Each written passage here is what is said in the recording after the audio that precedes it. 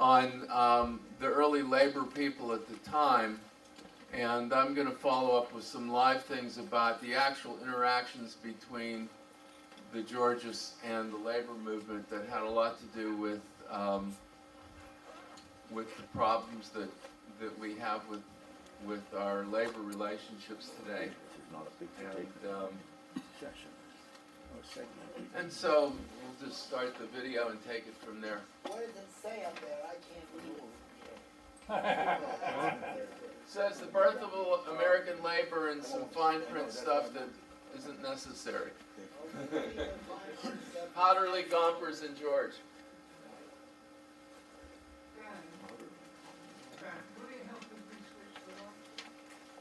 Have you figured out how to dim the front lights? I already turned the lights off in the front as far as the... Oh, they'll go completely off. You have to click them to get them off. You have to push harder to get them off. Okay. Thank you. Wait, it's this one. Much better than earlier this morning. Much better than this morning. American Labor, Terrence Powderly, Samuel Gompers, and Henry George, Mutual Support and Conflicts, written and narrated by Edward J. Dodson.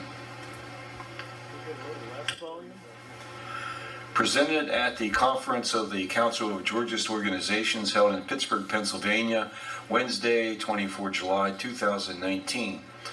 The author acknowledges the valuable suggestions received from Alexander Lau and H. William Batt, who kindly reviewed an earlier draft of this paper. When Henry George was born in 1839, the city of his birth, Philadelphia, was not yet an industrializing seaport. The city had lost its dominant position as a commercial center to New York City. The seats of the state and federal governments had departed, and the city slowly adapted. In 1835, rising tensions between the industrialists and their workers resulted in the first general labor strike in North America. By the time Henry George left his formal schooling behind in 1855, mechanization was displacing manual labor. 16-year-old Henry George was not ready to accept whatever work might be available to him in Philadelphia. He sought adventure and joined the crew of a ship sailing to Australia and India. He spent 15 months at sea. Upon his return home, months passed before George secured work as a printer's apprentice. An older printer observed to him in conversation that in old and settled countries, workers are paid low wages, but that in new countries, workers are paid much higher wages. Some years later, George would investigate this issue and offer an explanation for why this was so. Two individuals who were destined to form an alliance of opportunity with Henry George during 1886 were just beginning their own lives. Terrence Powderly was born in 1849 to Irish parents who had come to the United States in 1827, as so many other Irish families had done during this period. Samuel Gompers was born in 1850 in London. His family immigrated to the United States in 1863, establishing residence in New York City. As a young man, Powderly first found work with the railroad, eventually becoming a machinist. Gompers worked at home in the family cigar business, eventually going to work in 1873 for a cigar company where the workers were unionized. In 1871, Terrence Powderly joined the Machinists and Blacksmiths International Union, was the next year elected its secretary and eventually its president.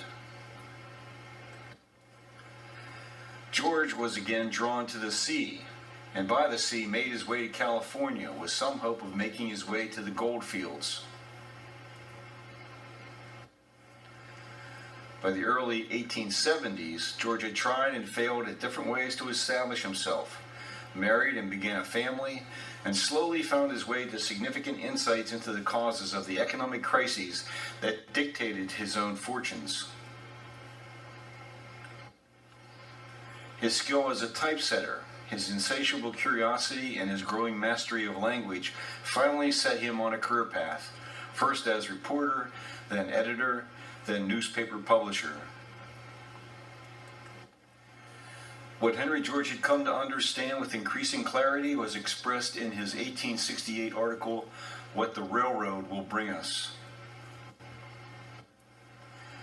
He wrote, "For years, the high rate of interest and high rate of wages prevailing in California have been special subjects for a certain school of local political economists, who could not see that high wages and high interest were indications that the natural wealth of the country was not yet monopolized, that great opportunities were open to all." What Henry George was referring to by interest was not the cost of borrowing.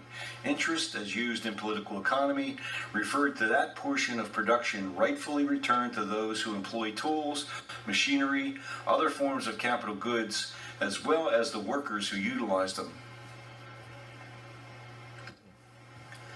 The agent of theft of wages and interest from those who produced wealth, George concluded, was monopoly privilege, and the monopoly control over nature particularly.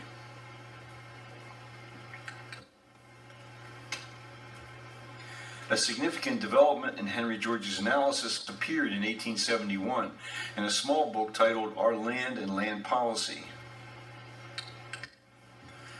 Its importance for George's future writing is captured by Henry George biographer Charles Albro Barker. Barker writes, "George in Our Land and Land Policy was arriving as an original thinker, as a critic, as an editor and writer informed on public affairs, as an influence in the Democratic Party. As a tractarian, he had arrived." The California to which Henry George arrived as a young man quickly changed. He had come to see firsthand the power of monopoly in the form of the railroad. His fellow Californians responded by calling for reforms. A People's Independent Party emerged in 1873 to fight not only the railroads, but against monopoly and legislative corruption. They emerged with a majority in the state legislature. In 1866, an article by Henry George in support of a bill mandating an 8-hour workday appeared in the Sacramento Daily Union. A few years before Henry George died, a young historian named Frederick Jackson Turner delivered a paper titled "The Significance of the Frontier in American History" at a meeting of the American Historical Association in Chicago. His essay, his assertions and conclusions sparked decades of debate among historians over the role played by life on the frontier in the shaping of cultural norms and political institutions in the United States. The decades to follow brought increasing skepticism and criticism of Turner and his defenders. In a 1968 volume edited by historians Richard Hofstadter and Seymour Martin Lipset, Turner and the Sociology of the Frontier, one historian after another presents evidence countering the assertion that access to free or very cheap land served as an effective safety valve to absorb excess population from the East and help to prevent the wages of industrial workers from falling to subsistence. Detailed analysis of census data and other available statistics revealed that most of the farms started on the frontier as the frontier moved westward were started by existing farmers who sold land in the east to acquire larger, more fertile lands. Wealthy individuals acquired land for speculation. A large portion of those who moved to the frontier farms did so as hired laborers, then eventually moved into the towns to seek work, as farmers fell into debt during periods of economic crisis or natural disaster. Cities became the places where skilled craftsmen formed craft unions to set prices for their work and defend against competition from foreign migrants. The National Labor Union was formed in 1866, followed in 1869 by the Knights of Labor, organized in Philadelphia by Uriah S. Stevens. By 1886, the Knights of Labor grew to 700,000 members. However, the progress of the trades union movement suffered a serious setback when the Panic of 1873 led to 5 years of depressed economic conditions.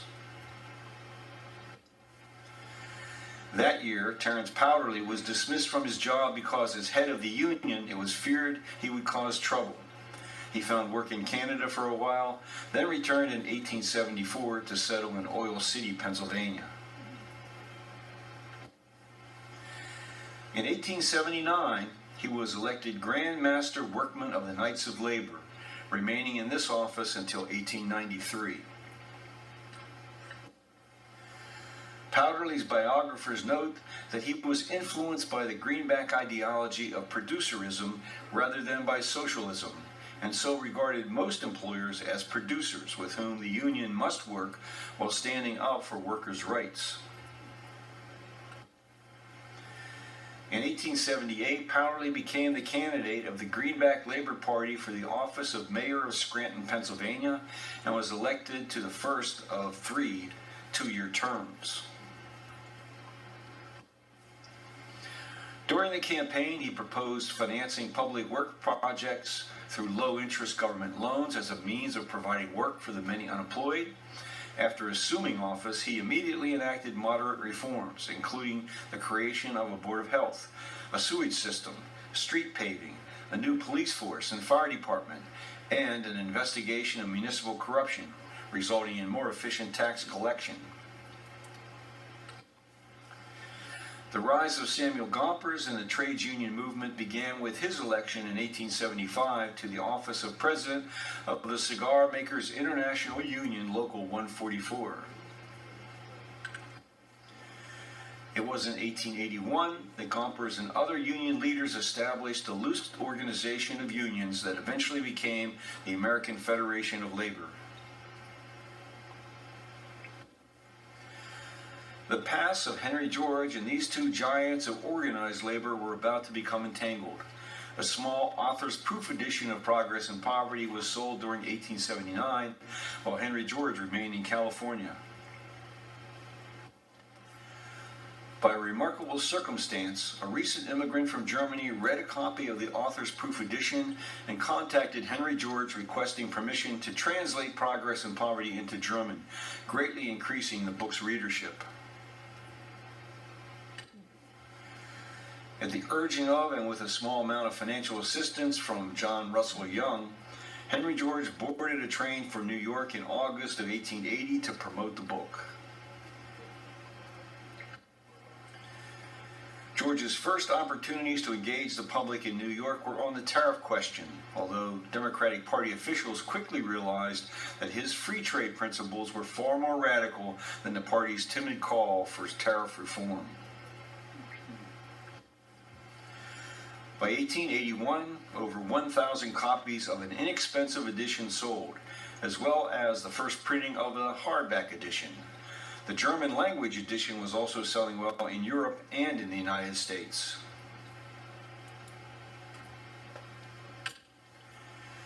Henry George next took up the issues plaguing the people of Ireland, producing The Irish Land Question, What It Involves, and How Alone It Can Be Settled. The pamphlet was reprinted by publishers in London, Manchester, and Glasgow. The Central Labor Union invited him to speak at a meeting held in support of Irish tenants.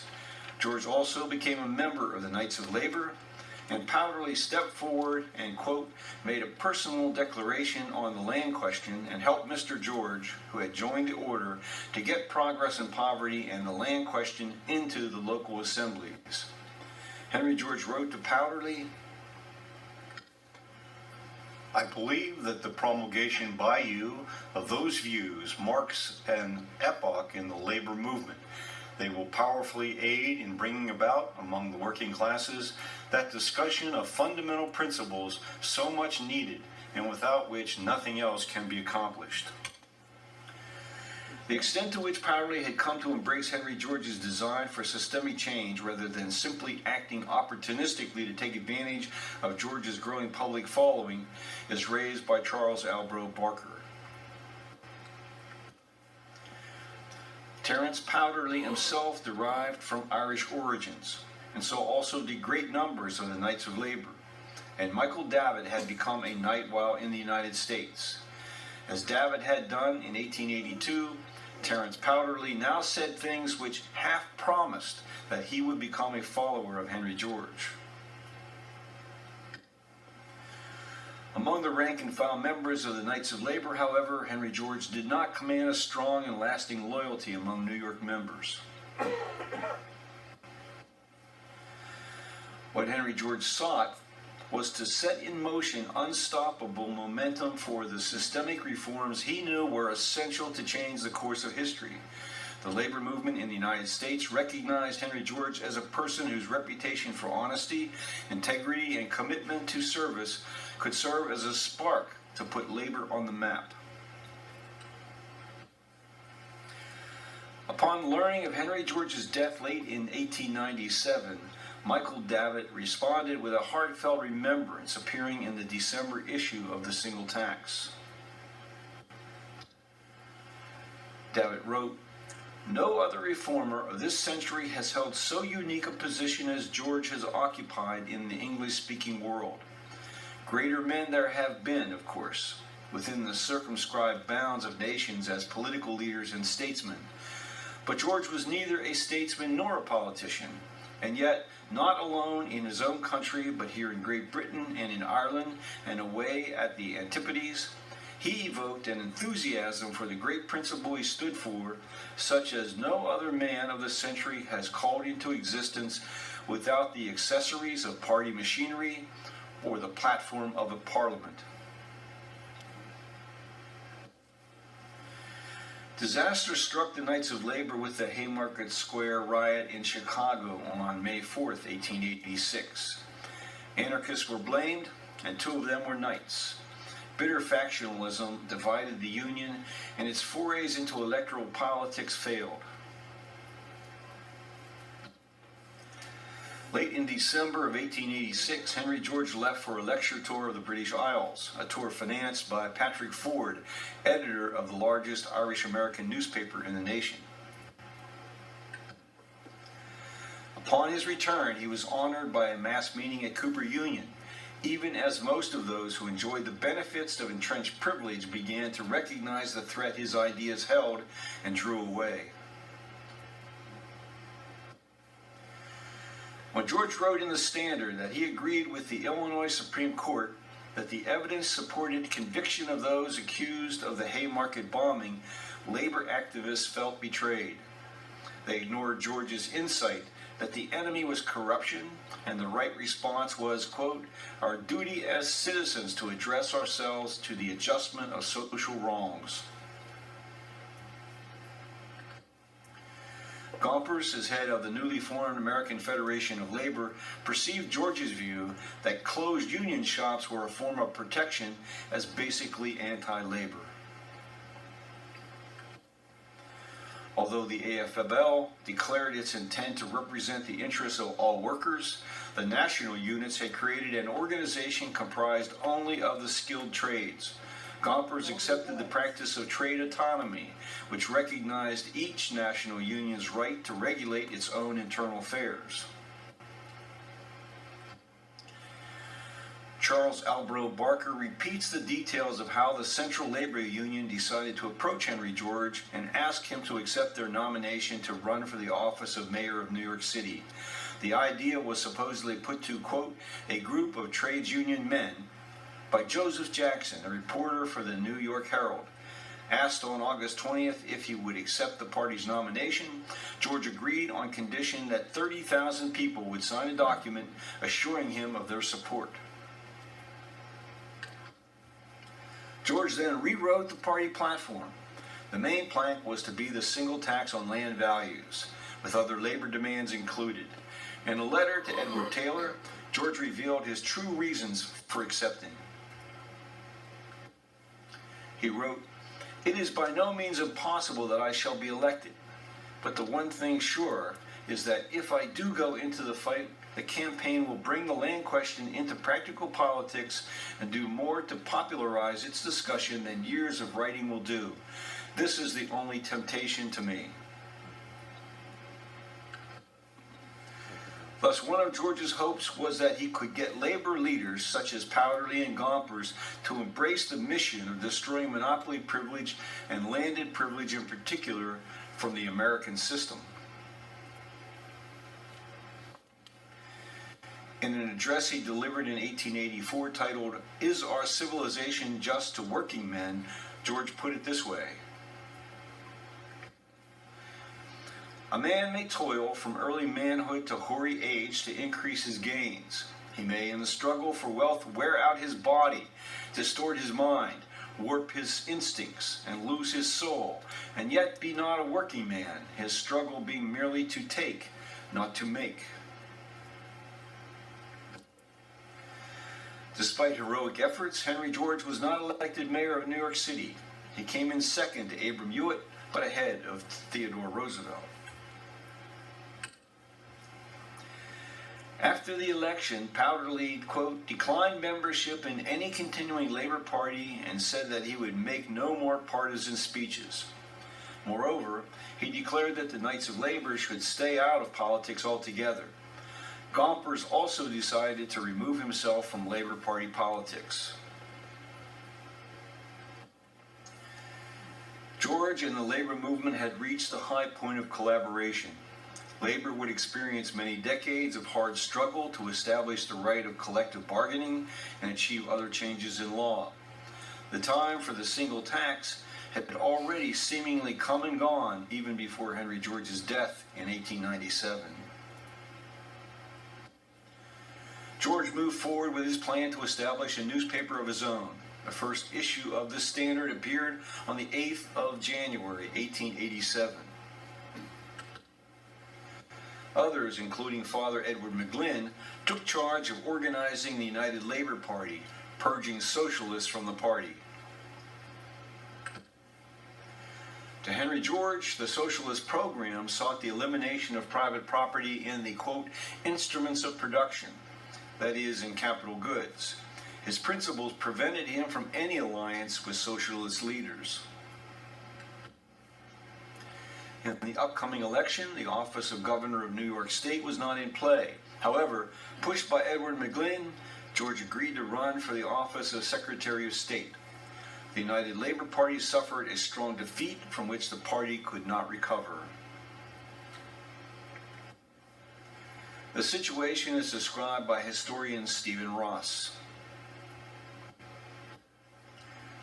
The pressures that brought about the party's collapse were not purely internal. George's organization faced the combined opposition of mainstream parties, clergy, and capitalists. Democrats and Republicans in New York and elsewhere responded to the threat of a new third party by pooling their forces to defeat ULP candidates and moving to co-op party leaders and moderate party demands into their own organizations.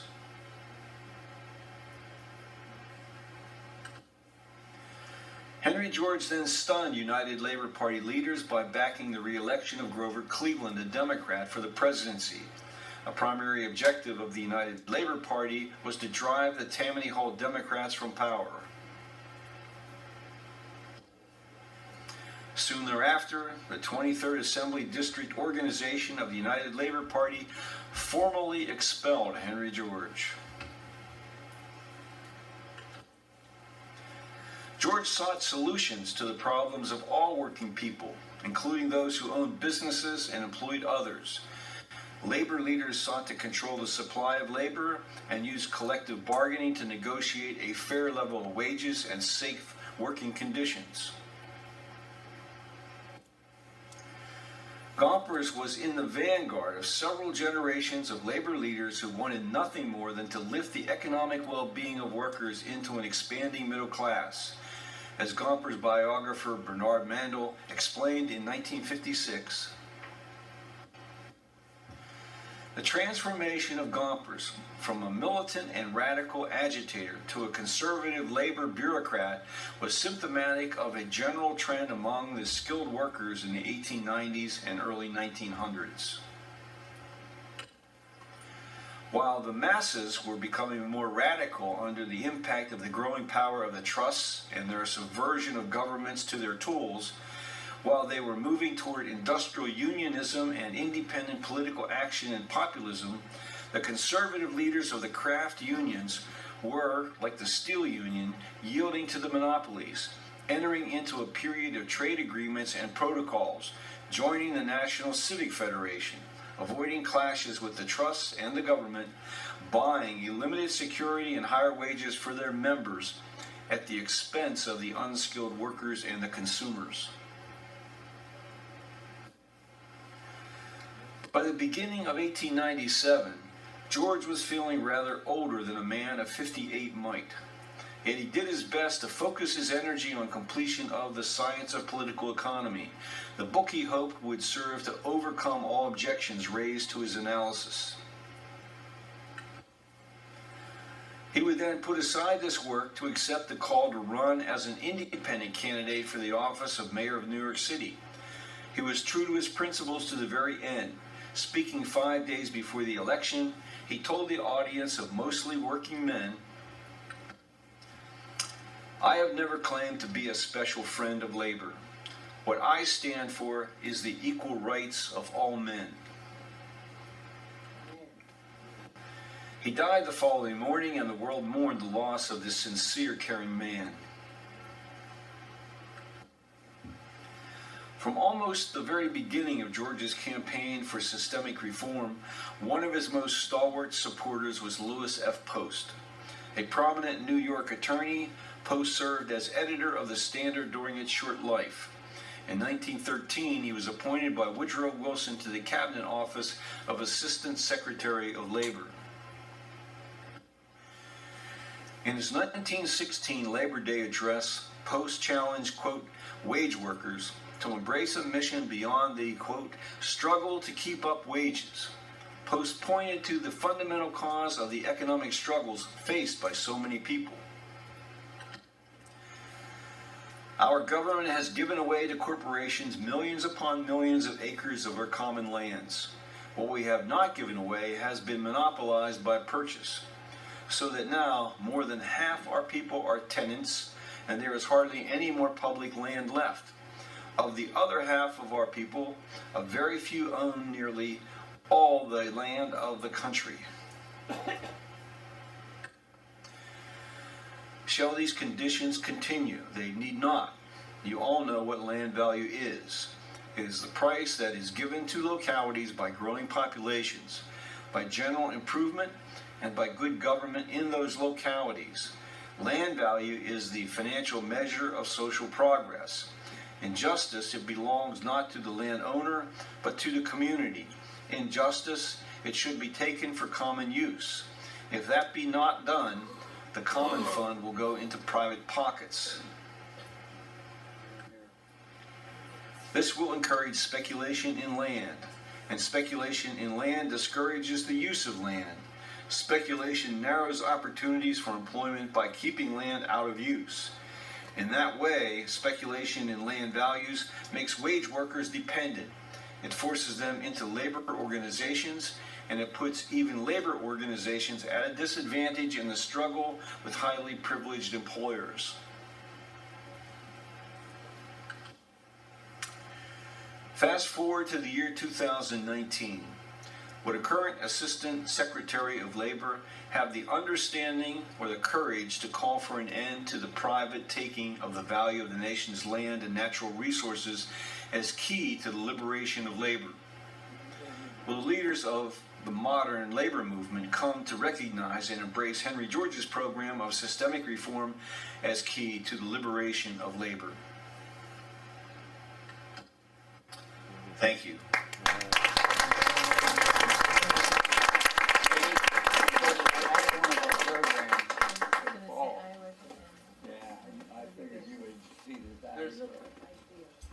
That last quote was good. Yeah, it's on. There's a few things I wanted to add to this because he talked about them in general, but he didn't talk a whole lot about the interactions between them. So the first interaction was before Henry George was there. There was no Federation of Labor. The only labor union was the Knights of Labor in terms of large multi-shop labor union. And what had Was that happened, only skilled labor? huh? Was that only skilled labor? The Knights of Labor, the AFL was only skilled labor until it merged with the CIO. But the Knights of Labor, I'm pretty sure took very ordinary people if it could organize them. The reason the AFL formed was that the Knights of Labor recognized people who were cigar workers and welcomed them in as members of the Knights of Labor. And Gompers protested. He at that time was the head of the Cigar Workers Union, which was a different union. And he said, not only do we have a union, but those people that you just recognized were strike breakers. But a scab is not a non-union person. A scab is actually a strike breaker. So a scab is somebody, the strike is like putting a wound on a business, and the scab is like covering over the wound to get the business through it. So Gompers accused Powderly of recognizing a scab union, and Powderly held hearings on it and came to the conclusion that Gompers' charges were false, and I have no idea who was right, but Gompers said, the heck with this, we're going to form our own Federation of Labor. So Gompers and Powderly started off in a conflict dispute. So labor had internal conflict problems from the beginning. And this has happened throughout the history of labor. Before I knew anything about Henry George, I was a boycott organizer for the United Farm Workers. And not paid, I was like young and was able to make decent money on the side. So I was basically putting together these pickets and stuff. And the complaint of the United Farm Workers was that the Teamsters were signing sweetheart contracts with the grape growers and the lettuce growers, and the Teamsters contract was not particularly good for the worker. So they were treating the Teamsters as a scab union, a union of strikebreakers. So here's this accusation still going on. That was in the early 70s that I was involved in that. So anyhow, there's always been these internal stresses with labor. Now, Henry George came into this, and the primary difficulty that they had with Henry George was that he got off on this free trade kick. And Powderly's response to this was, labor is solidly behind your land value tax thing. And we would support you right down the line on land value tax. But we are internally divided, seriously divided on free trade. Obviously, some unions benefit from tariffs, and some unions are hurt by tariffs. And right now, steel workers benefit from tariffs because you have to use American steel, but companies like Caterpillar Tractor are hurt by tariffs because they are exporters. Caterpillar Tractor, I don't think it's true anymore, but in the 80s, Caterpillar Tractor was the 5th largest exporter in the United States. So all that excavation... farm equipment was too. Farm tractors too. Yeah, farm tractors and excavation. The third world was developing, and people were building things overseas that you had to build with Caterpillar tractors, and they lost their dominance in the business to other countries because other countries could only buy Caterpillar tractors if they could get some American dollars, and if we're not letting other countries import to America, then they can't get American dollars. So, and I'll talk about this a little after lunch. But the other thing I wanted to correct is, well, this is the first thing I want to actually correct, is that he said labor really responded badly to Henry George over the Haymarket affair. And that's not true. Both Powderly and Gompers was far more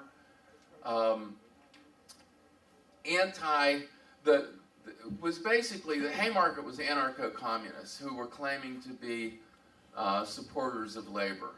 And to this day, they will claim that they were leading the campaign for the 8-hour day when it was actually the Knights of Labor that was doing that. And they were an unwanted influence in the Knights of Labor. They were constantly joining Knights of Labor groups in order to disrupt them. You know, they would join them and they would try to take them over, and if they failed to take them over, they would create so much rancor that the good people in the group would just give up and leave.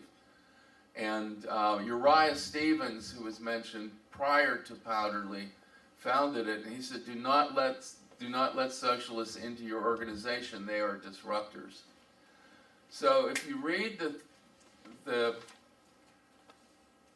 writings of Uriah Stevens and Terrence Powderly, they were not anti-socialist because they disagreed with the philosophy or the proposals of socialism.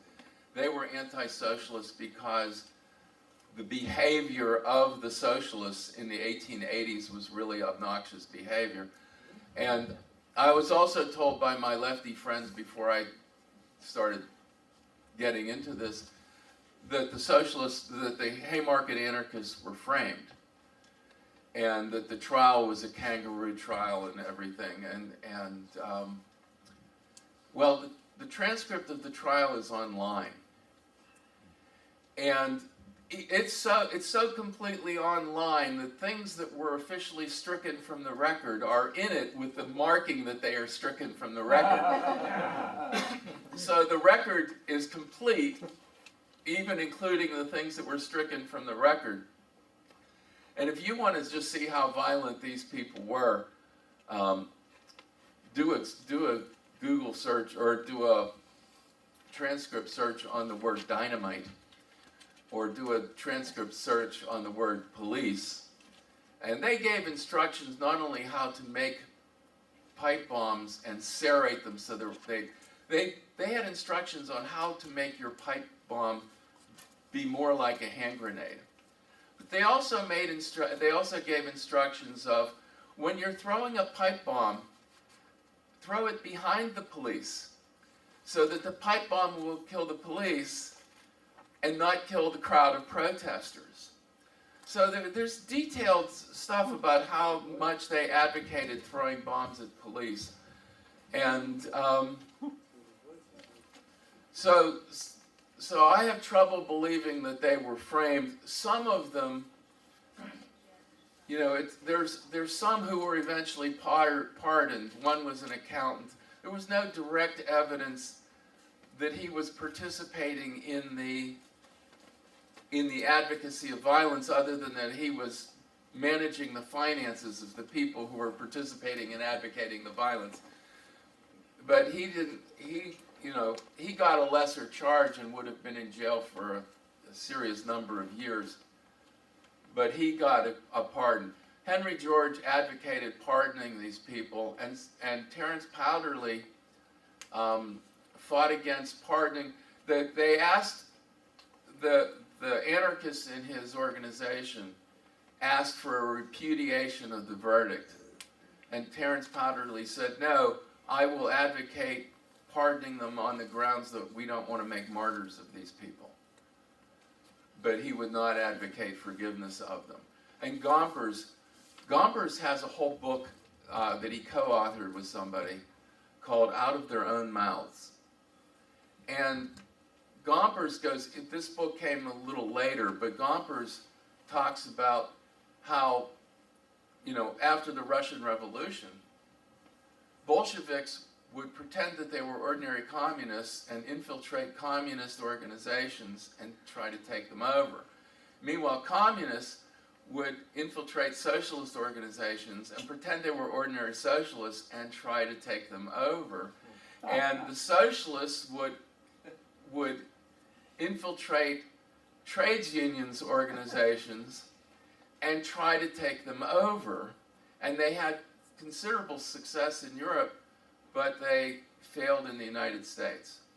So, so Gompers, you know, people would tell me that Gompers was very, very right-wing and stuff, but his side of the story is that the socialists were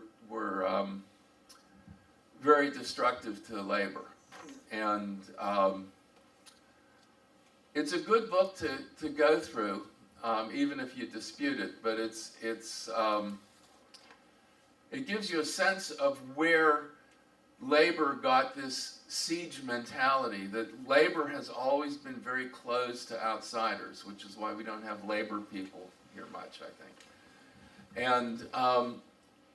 And so that was very much the Gompers thing. Now, what failed to bring labor back was not only that we continue with the free trade argument after George's death, but Terrence Powderly wrote an essay that got printed in major newspapers on how we can help labor, and he listed several things that they could do for labor, and he didn't list land value tax. And so Dana, is it Bill Dana? Who was the Dana that was Betsy Dana's great whatever? William Dana, maybe? Yeah, I think it was William Dana. He was the publisher of the Single Tax Review. And Joseph Dana Miller, Yeah, I think that's right, yeah. And he published an article attacking Samuel Gompers for not including land value tax in his program of things that were good for labor. And Samuel Gompers wrote him a letter privately and said, I wish you had just contacted me instead of like publicly attacking me. And he said, I have always been a big supporter of Henry George and land value tax. I used to go on bicycle rides with Henry George, and we would discuss land value tax, you know, when he was living in New York City, that he and Sam Gompers would go on these bicycle rides together to talk about land value tax. And I think it's a wonderful idea, but I was focusing on things that could be done right now, right here, as a short term, you know, as an immediate progress kind of thing. And land value tax was not what we now call the Overton window, things that politicians might actually support today. And so he wrote that letter to Joseph Dana Miller, and Joseph Dana Miller published his letter with a double down on the attack. Oh, He said, first of all, I'm not obligated to criticize you privately. Well, Gompers never said he was obligated to. He said, I just wish you would have done that. As a diplomatic thing, we could have, you know, I could say something in the future in favor of land value tax. So here he is writing a very apologetic and positive letter that endorsed land value tax, but didn't endorse it enough to satisfy the single taxer. be careful what you say to someone who has a publication. Yeah, and then he goes on and talks, and it was just like, I'm looking at this and I'm saying, okay, union people don't even remember any of this. But if you want to know why the AFL didn't respond, it's because if you become fanatic and somebody gives you a half-hearted endorsement, instead of trying to build on that, you know, if you attack them for not supporting it enough, then you just drive them away. They, you know, and so part of the lesson is that they not only have to trust land value tax, they have to trust us as people they can work with, and as people who are not going to stab them in the back or attack them publicly if their support is positive but insufficient. So that was the, and the other thing, we're going to talk this afternoon about issues, so I don't want to get too much into issues, but Are you ready for questions at any time? what time is it? 6 minutes. 6 minutes. Because I have a question. Right in the beginning, he talked about Turner and the frontier theory. Yeah, I actually don't know anything about Turner, so. But I mean, Henry George's frontier theory, wages were highest in America because we had free land. Yeah. And they're saying no, not, they're saying no, not, Is it not working? it's on. They're saying no, it's not true, and Ed didn't say, but it is or it isn't or whatever. I don't It just know. left me. I was I thinking, don't well, know. is there any evidence that it wasn't true?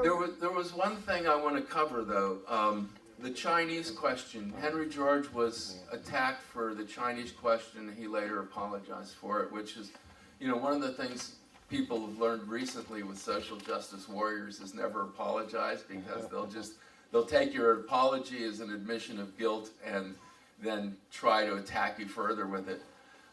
The word coolie is Chinese for slave and Indian for slave. Coolie, the literal translation of coolie is bitterly hard work. And the reason there's so many Chinese people named Li is Li means worker. So the coolie was slave labor. And if you go into the abolition documents of the northern states who abolished slavery prior to, you know, Civil War and stuff, I think New York State was the one I recall. I tried to find it again right before the conference. I had found it now I lost it.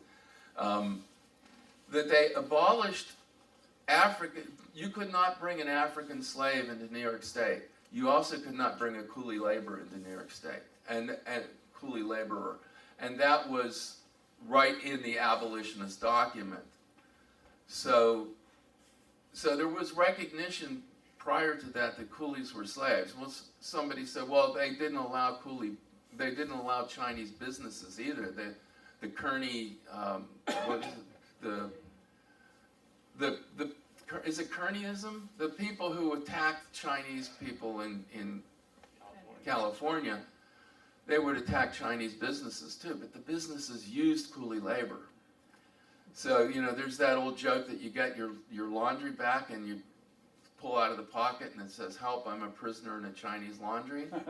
Well, the only reason that could not have ever happened was that the coolies were not allowed to speak English, and they were not allowed to read or write in any language. So their bosses did all the reading and writing and negotiated through them, and the Chinese laborers had none of that. There's an underlying lesson and a problem that's presented from post-Reconstruction or earlier to the current day, which is that the problem is privilege for anyone, whether it's white, whether it's black exclusion or Chinese or Japanese. And the Wobblies had the right idea when the IWW, when they said an injury to one is an injury to all. Well, And also, the Wobblies were the anarchist group that was trying to destroy the Knights of Labor. And they never actually organized any Chinese coolies because it was impossible to do it. But they got to virtue signal a lot and really vilify the Knights of Labor and stuff. An injury to one is an injury to all, but you bring people over as slaves, and as long as they are, you know, there was no law you could invoke to free them because they had relatives in China, and their ethos is, we're not going to do anything that'll get our relatives punished. It was a caste system that had its roots in China. in Peru, off the coast of Peru, there were guano mines, which basically mined bird droppings off of these islands, and the dust from these bird droppings would kill these coolie laborers. Within about 10 years, every one of them died. And they just kept buying more and working them to death.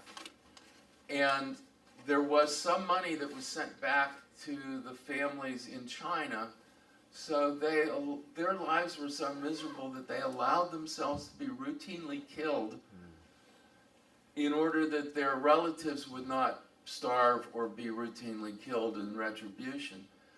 So it's a horrendous thing, and I don't think there was any way that we could have prevented that. But I mean, the point though is that nobody has ever argued that refusing to allow African slaves to be brought into America was anti-black. Right? I mean, ending the slave trade was never called anti-black. But ending the coolie trade has been Subsequently. put on us as if it were anti-Chinese. Yes. By virtue signaling left-wingers who needed to attack Henry George because he was not a Talking socialist, about Michael Hudson, are you? and needed, well, not particularly, but yeah, and needing to attack the You know all this history too, don't you? needing to attack the Knights of Labor and the AFL-CIO because they also rejected socialism. Yes, the mistakes were made by the Knights of Labor, by the amalgamated iron workers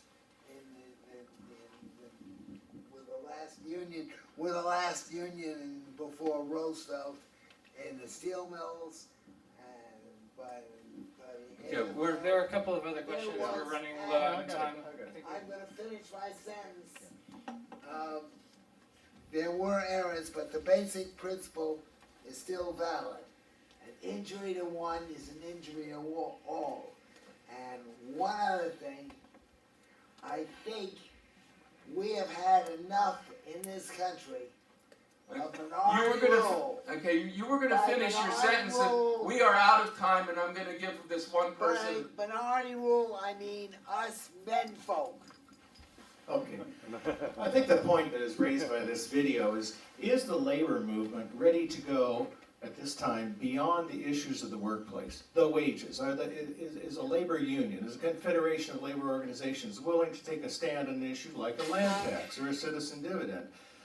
And I think there is an argument, and I'd like to hear from opinions of other people. We're gonna get into this. The next session after lunch is about issues then and now. So we're gonna get into all these questions in considerable detail, and it won't be a presentation. It'll be much more of an interaction. So I don't want to cut you off completely. I just want you to know that we are going to take this at great length this afternoon. All right, well, I'm a labor union member. Great. Who else here?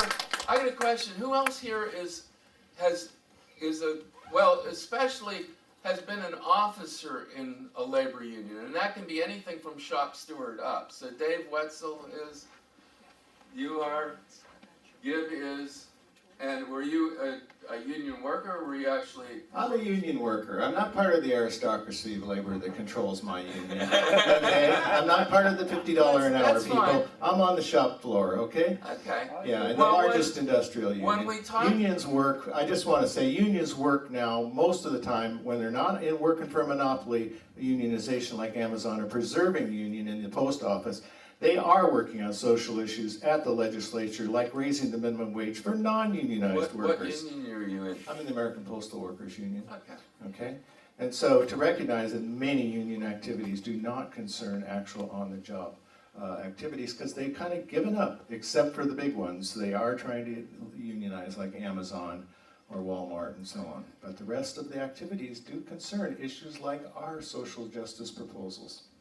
That's all I have to say. Okay, we're gonna break for lunch, and then after lunch, I want to give priority to the people who are union officers and people who are union members, especially people who are union officers, because the theme of it was to be, how do we reach labor unions and what kind of things will labor unions, what'll turn them on, what'll turn them off.